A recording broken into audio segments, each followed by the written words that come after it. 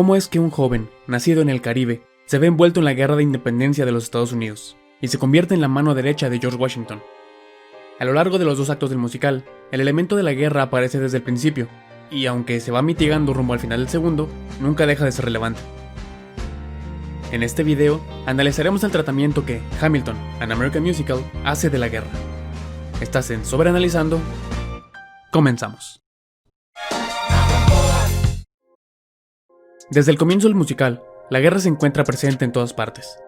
Sin contar la primera canción, que sirve como introducción a la obra y por lo tanto no se puede situar en un tiempo en específico, la narración del musical comienza en 1776, en la canción Aaron Burr, Sir, que ya analizamos en este canal.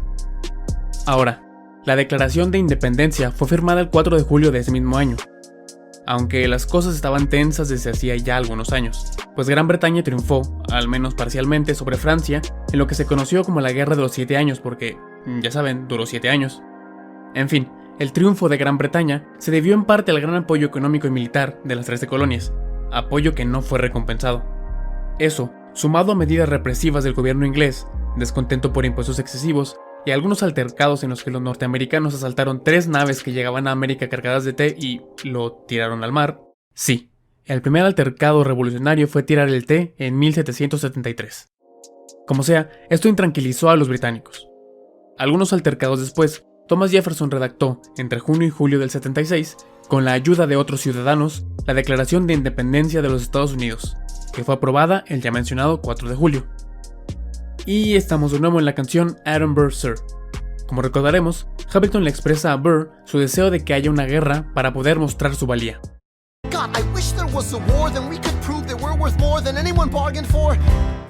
Aquí hay una leve incongruencia. La guerra, como lo mencioné, ya llevaba algún tiempo gestándose, y los enfrentamientos reales comenzaron desde 1775. Es decir, Hamilton no tiene que desear que haya una guerra, pues ya hay una. En fin, debido a que la línea del tiempo histórica está comprimida para el musical, podemos permitirle esa licencia a Lin-Manuel Miranda. Avanzamos un poco y estamos en la canción My Shot. Alexander habla frente a Lawrence, Mulligan y Lafayette sobre la necesidad de una revolución. Esto representa cómo se sentían las 13 colonias en ese momento.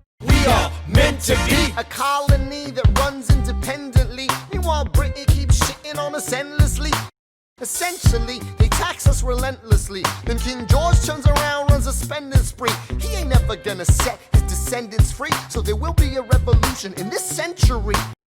Después, los nuevos amigos de Hamilton expresan sus razones para participar en la revolución. Primero, Lafayette, quien con su acento francés tiene dificultades para pronunciar el inglés. I dream of life without a monarchy. The unrest in France will lead to anarchy. Anarchy, how you say? Oh, anarchy. When I fight, I make the other side panicky with my... Luego, Mulligan se presenta como un aprendiz desastre, que sabe que la única manera en que puede avanzar socialmente es peleando en la guerra.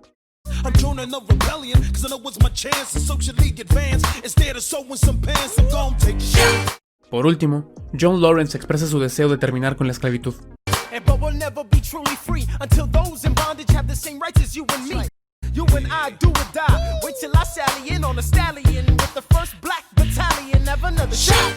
Como side note, hay que decir que Lawrence estaba sumamente comprometido con sus ideas abolicionistas. Cuando el ejército británico intensificó sus operaciones, Lawrence comenzó a barajar la idea de armar a los esclavos y brindarles su libertad a cambio de su servicio.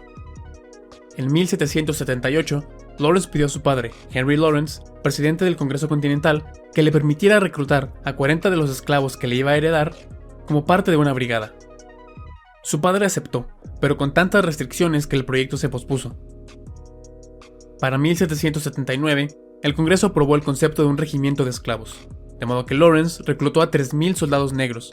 Sin embargo, el proyecto fracasó, y aunque Lawrence lo propuso de nuevo en 1780 y 82, esto fue generando una respuesta negativa por parte del gobierno. En fin, continuamos, que me voy por las ramas. Burr está ahí para arruinarles la fiesta. Les recomienda que tengan un perfil bajo, o de lo contrario... Sin embargo, el grupo hace caso omiso de sus advertencias, y sigue planeando su revolución. Avanzamos algunas canciones y llegamos a la peculiar Farmer Refuted, una de las únicas canciones cuyo título no se menciona en ningún momento en la letra. aquí se presenta el personaje de Samuel Seabury, el primer obispo episcopal americano, quien escribió en 1774 Free Thoughts of the Proceedings of the Continental Congress, criticando la revolución, bajo el seudónimo A. W. Farmer, que significa a Westchester Farmer, es decir, un granjero de Westchester. Hamilton, como no sabía hacer otra cosa, escribió en 1775 The Farmer Refuted, en el que, refuta las declaraciones de Seabury. Este último no respondió. Esta canción es, entonces, una representación de esos debates entre Hamilton y Seabury. Estuve un rato pensando en si incluir esta canción en el video, ya que no está estrechamente relacionada con la guerra. Sin embargo, hay una frase en especial que me parece muy interesante. Chaos and bloodshed are not a solution. Don't let them lead you astray. This Congress does not speak for me. Me pareció interesante debido a su extremo parecido con la actualidad. Me explico. En ese tiempo, los revolucionarios estaban luchando por traer libertad a todos los habitantes de los Estados Unidos. Sin embargo, algunos, como Seabury, sentían que estaban bien con el régimen bajo el que se encontraban, de manera que ellos, los revolucionarios, no los representaban. ¿No les suena muy parecido a lo que sucede hoy en día con otros movimientos? ¿Cuántas veces hemos visto comentarios del tipo, ellas no me representan, en publicaciones sobre las manifestaciones y marchas feministas, por ejemplo? También, cuando un grupo de estudiantes se reúnen y se manifiestan para hacer valer sus derechos, nunca falta el estudiante que repite la misma frase, ellos no me representan.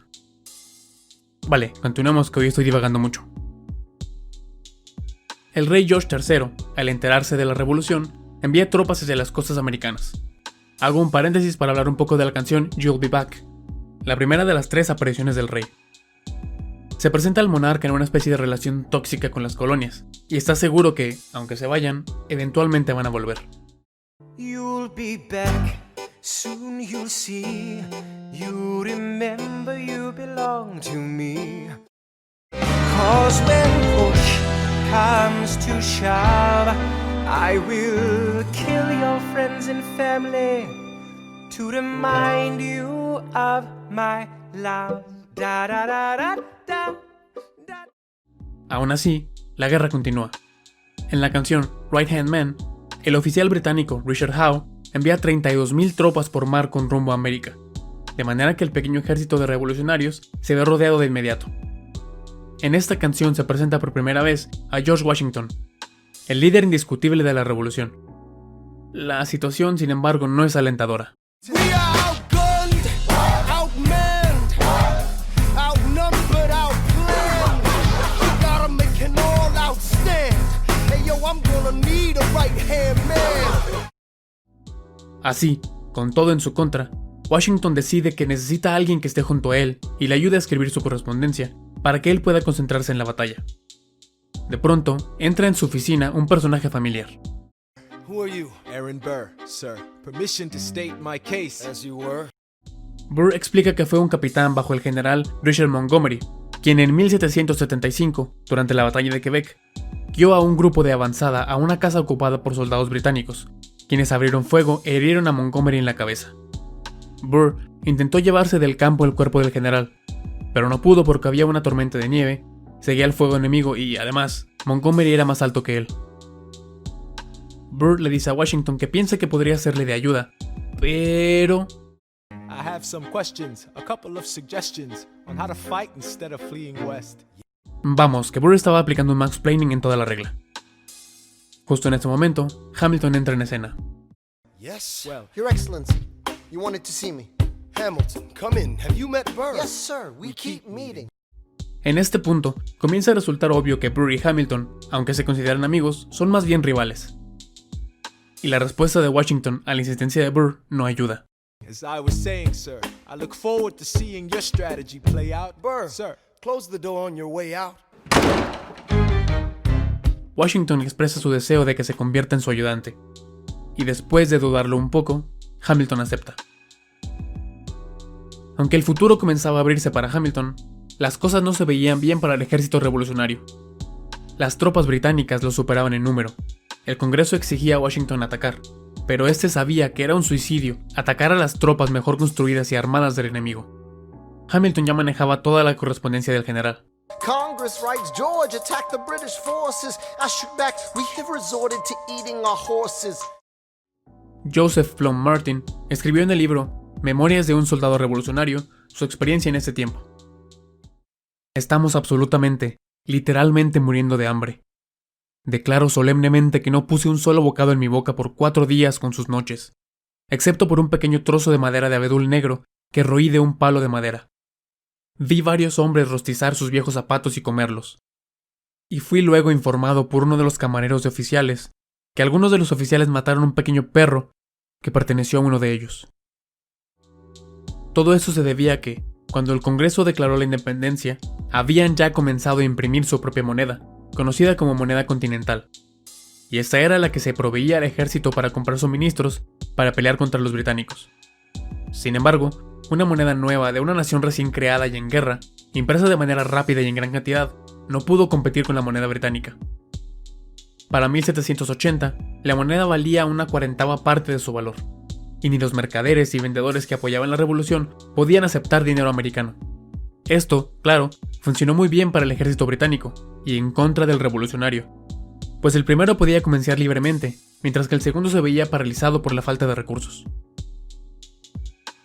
Es entonces cuando Washington concibe la manera de ganar la guerra. Alex, listen, there's only one way for us to win this. Provoke outrage. Outright. That's right. Don't engage. Strike by night. Remain relentless till their troops take flight. Make it impossible to justify the cost of the fight. Si querían ganar al ejército británico, tenían que hacer un all-in, atacar rápido para dejar desconcertado e indefenso al enemigo. El grupo de amigos comienza a separarse para cubrir terreno. I go back to New York in my apprenticeship. En realidad, Mulligan no pertenecía al ejército, de manera que para ese tiempo, él ya debía rondar Nueva York, trabajando como sastre. Para la narrativa del musical, esto ayuda a explicar por qué Mulligan no aparece en las siguientes canciones y prepara su reaparición que vendrá más adelante. I asked for French aid, I pray that Francis sent a ship. Lafayette pide ayuda a los líderes franceses. En una carta fechada el 25 de enero del 80, solicitó una flota con armas y batallones completos. El ejército revolucionario tal vez habría perdido la guerra de no ser por este hecho. I stay at work with Hamilton, we write essays against slavery. Lawrence se queda junto a Hamilton, abogando por su batallón de esclavos que mencioné antes. Hamilton solicita sin descanso a Washington que lo deje pelear. El trabajo de oficina no es para él. Sin embargo, el general no permite que su ayudante vaya al campo de batalla. En su lugar, promueve a Charles Lee y lo hace su segundo al mando. Hamilton no está de acuerdo. Yeah, he's not the choice I would have gone with. He shits the bed at the Battle of Monmouth. En dicha batalla, mientras Washington ordena al ejército que ataque, Lee ordena la retirada, generando roces entre los generales. Luego de esto, Lee es suspendido por 1 año del ejército por insubordinación, tiempo en el que escribe 2 artículos denostando a Washington y su actitud. Washington cannot be left alone to his devices. Indecisive from crisis to crisis. The best thing he can do for the revolution is turn and go back to planting tobacco in Mount Vernon. Hamilton claramente quería hacer algo contra Lee, pero Washington no lo permitió y le ordenó directamente que lo dejara pasar. I can't disobey direct orders. Then I'll do it. Alexander, you're the closest friend I've got. Lawrence, do not throw away your shot. Lawrence y Lee se batieron en duelo el 24 de diciembre del 78. Después del primer disparo, Lee es herido en el costado, aunque no fue grave. Ambos querían una segunda ronda, pero Evan Edwards, el segundo de Lee, y Hamilton, el segundo de Lawrence, los convencieron de que no era una buena idea, y el duelo terminó. En el musical, sin embargo, parece que la herida es peor, pues Lee se rinde y Lawrence queda satisfecho. Washington, furioso, llama a Hamilton a su oficina. Después de una discusión, el general envía a Hamilton a casa. En el musical, Hamilton se entera al llegar a casa que Eliza está embarazada, y al preguntarle hace cuánto lo sabe, ella le confiesa que desde hace un mes. How long have you known? A month or so. Eliza, you should have told me. I wrote to the general a month ago. No. I begged him to send you home. You should have told me. I'm not sorry. Esto da a entender que la razón por la que Washington no enviaba a Hamilton a pelear era porque sabía que esperaba un hijo, y eso motivó que lo enviara a casa. En realidad, el duelo entre Lawrence y Lee se llevó a cabo en el 78. Hamilton dejó el ejército en el 81, y Philip, su hijo, nació en enero del 82, por lo que es probable que este haya sido concebido después de salir del ejército y antes de la batalla de Yorktown en el 81, no antes, pero narrativa. El ejército continuaba con sus andanzas complicadas. Lafayette vuelve con ayuda francesa en una de las canciones más épicas del musical, que le valió el récord del set más rápido en la historia de Broadway con el siguiente fragmento.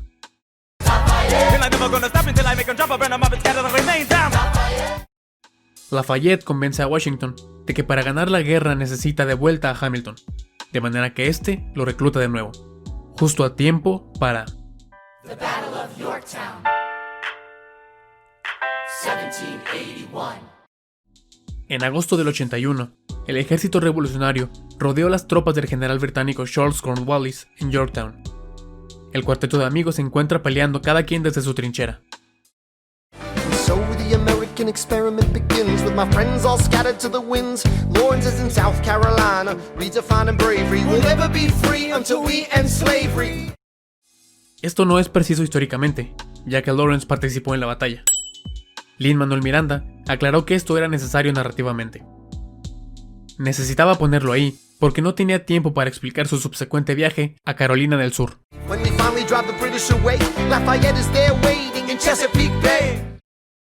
Como lo prometió en la canción Guns and Ships, Lafayette estuvo ahí para interceptarlos por el mar. Ya ves, Hamilton, los franceses sí cumplen sus promesas. Finalmente, Mulligan obtiene su regreso triunfal. How did we know that this plan would work? We had a spy on the inside. That's right, Hercules Mulligan. Mulligan era un agente de la red de espías patriotas que posiblemente organizó George Washington. Se sabe que utilizaba a su esclavo, Cato, para obtener información y acceder a sitios a los que no le era posible ir por él mismo. De hecho, llegaron a salvar la vida de Washington de una emboscada. Antes de continuar, me gustaría hablar de un espía que tal vez contribuyó aún más a la causa. Alguien cuya participación directamente influyó en los resultados de la batalla de Yorktown. James Armistead Lafayette. James era un esclavo en Virginia, donde Lafayette lo reclutó para hacerse pasar por fugitivo y reportar sobre Benedict Arnold y Cornwallis al bando revolucionario. A pesar de que, en el 83, la ley de Virginia concedió la libertad a los soldados esclavos que participaron en la guerra, como Armistead no fue técnicamente un soldado, sino un espía, no le fue concedida la libertad. Con la ayuda de Lafayette, Armistead pudo solicitar su libertad a la Asamblea de Virginia, misma que le fue concedida junto a una pensión de guerra en el 87. Desde entonces, Armistead usó el apellido de Lafayette.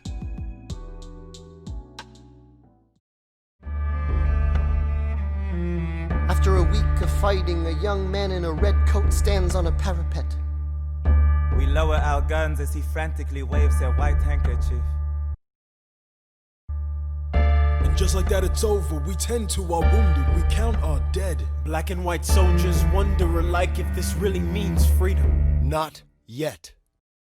Aunque esta batalla marcó el fin de la mayor resistencia británica en América, las tropas enemigas no dejaron el país hasta el 83. Claro, la narrativa de la obra acelera esto, y las tropas dejan Yorktown, y presumiblemente América, en ese momento. Históricamente, fue Lawrence quien negoció los términos de la rendición en Yorktown.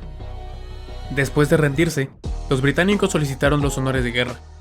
Esto es que un ejército que pierde una batalla tiene el privilegio de marchar con las banderas izadas y los mosquetes en los hombros, mientras la banda tocaba alguna canción, comúnmente una que fuera nativa de los ganadores.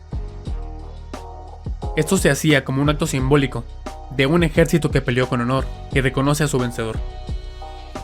Sin embargo, como los británicos habían negado los honores a uno de los generales de Washington al rendirse durante el asedio de Charlestown, Washington decidió pagarles con la misma moneda y les negó los honores. De manera que los británicos se fueron con las banderas enrolladas y los mosquetes al revés, mientras sonaba una canción británica llamada The World Turned Upside Down.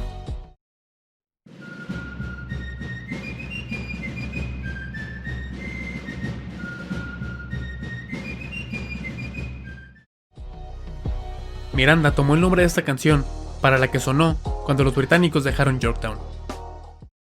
And as our fallen foes retreat, I hear the drinking song they're singing. The world turned upside down. The world turned upside down. Y sí, el mundo ahora estaba de cabeza, y los americanos tenían su libertad. La guerra había acabado, y ahora tenían la difícil tarea de comenzar un país desde cero. Con esto prácticamente llegamos al final del primer acto, quedando unas cosas más por decir, que dejaré para el siguiente video.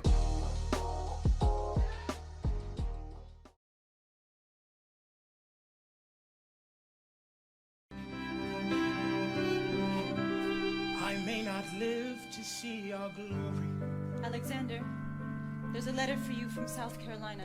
but I will gladly join the fight. It's from John Lawrence. I'll read it later. No, it's not. And when our children tell our story, will you read it? They'll tell the story of tonight. Unos meses antes de que los británicos dejaran Charlestown, en diciembre del 82, John Lawrence fue asesinado en la batalla del río Combahee, por tropas que, según esta canción, que no aparece en el álbum, solo en la puesta en escena, no se habían enterado de que la guerra había terminado. Al morir, los esclavos que conformaban su regimiento fueron regresados a sus amos. Tomorrow there'll be more of us. Alexander, are you all right?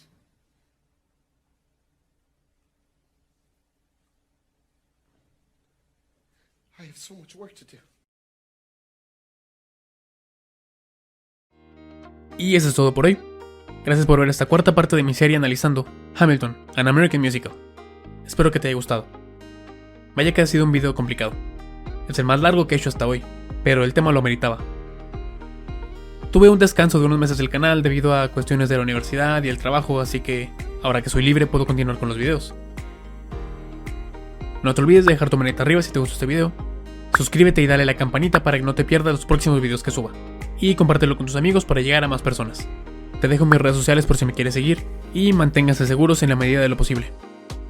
Y pues nada. Hasta la próxima. En fin.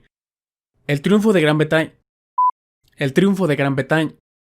En fin. El triunfo de Gran Bretaña. El triunfo de Gran Bretaña.